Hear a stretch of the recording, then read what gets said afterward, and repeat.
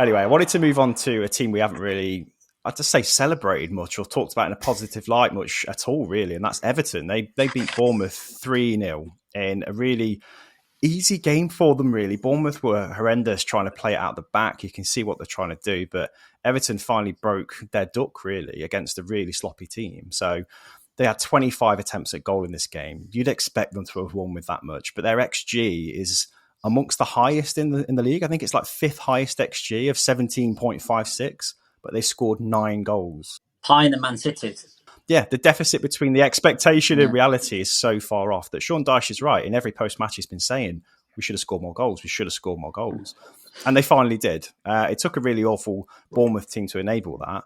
But they had to be clinical as well, didn't they, Myles? They had to actually put the ball in the back of the net. And a few of their goals, James Garner's was fantastic. Jack Harrison's was fantastic. What a finish. They did what they needed to do, didn't they? And it was refreshing to see. I'm sure Everton fans at home as well are thrilled to trying to finally break a 4-game losing streak, right?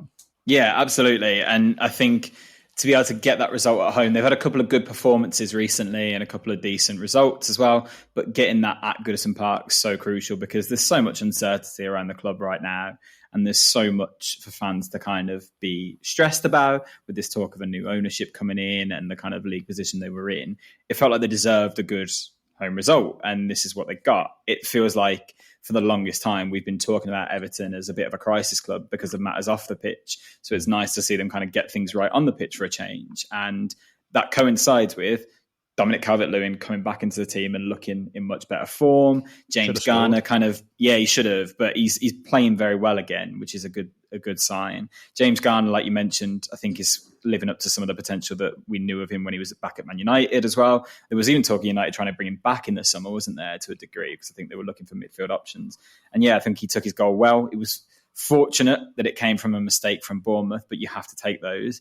And Jack Harrison kind of showed why Everton were willing to take him on despite that injury, because this finish was, outstanding. And when you're a team down there and you're struggling for goals and you're struggling for points, you need those moments of magic to come off and you need the rub of the green sometimes. So yes, it was fortunate that the Bournemouth defender fell over, but you have to capitalise on that and take those chances when they come, because they'll be taken against you.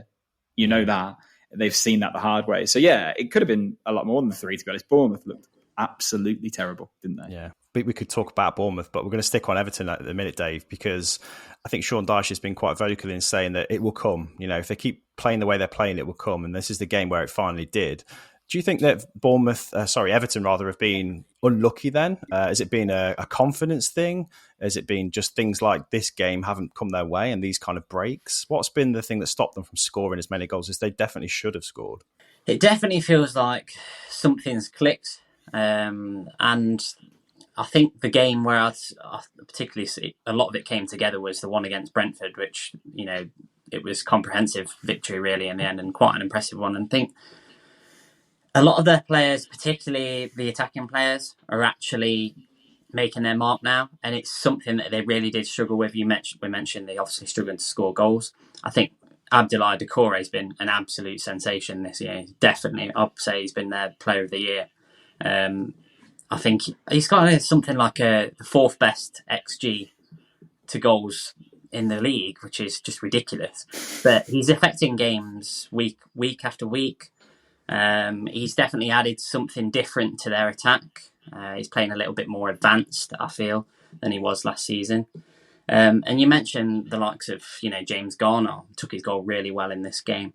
He actually played it quite cleverly. If you have a look, when he cuts inside, it looks as if to play the player to the left of him, but then takes upon himself, so it gives him a little bit of extra space. It was actually quite interesting to hear his reaction after the game as well, and he was saying, I'm still not sure whether I actually made the right decision, because it kind of went in a little bit strange. But you know what, James Garner, I think he should be scoring more goals. It was, I saw a lot of him, United's youth team, and he's actually a really good finisher. It just doesn't. I don't feel as though he gets in the positions enough to show it. It's always going to take time, isn't it, with that squad, because it's been assembled by countless managers. Oh yeah, and now Dyche has been there, 10 months maybe? under a year, isn't it, that Dyche has Yeah. been there? Yeah. But at least has had a bit more time with that squad to get it working in the way that he would like it. And although he didn't recruit all of those players, he obviously has the familiarity with players like McNeil, who is really vital to their attacking outlet. He managed to bring in a few players of his own over the summer. So that will be huge. But it's difficult for them because it feels like things could change like that any second with this takeover looming. And I think Everton fans would be cautious about saying that they've turned the tide just yet, because the last 3 games have been Brentford, who are a bit out of sorts, Bournemouth, again, not really performing to the level we'd have expected them, and Luton, and they lost the Luton game. So it's a good step in terms of the way they're playing. I'm talking about league games. Listen, if you want to talk about the Villa of the league game, no, you are right. That again, we've seen some better performances from them, but until that's concrete up the table, I think it'll be a nervous time for them. But it's nice to see that at least there is a bit of a coherent strategy on the field again, because you talked about what they were doing right attacking wise in this game, but actually one of the biggest shifts for me is they just seem to control the game and not defend too recklessly, because it felt like for a while they've got a defensive line who, let's be honest, it's not the quickest, but it's very well suited to a kind of low block, kind of suited to winning aerial duels and being organised. And they weren't doing that at the start of the season, and it feels like that's starting to click now. And that always takes time, of course it does, but we need to see that after the international break against teams that are in the ascendancy, because they got Liverpool first game back. I know. Huge.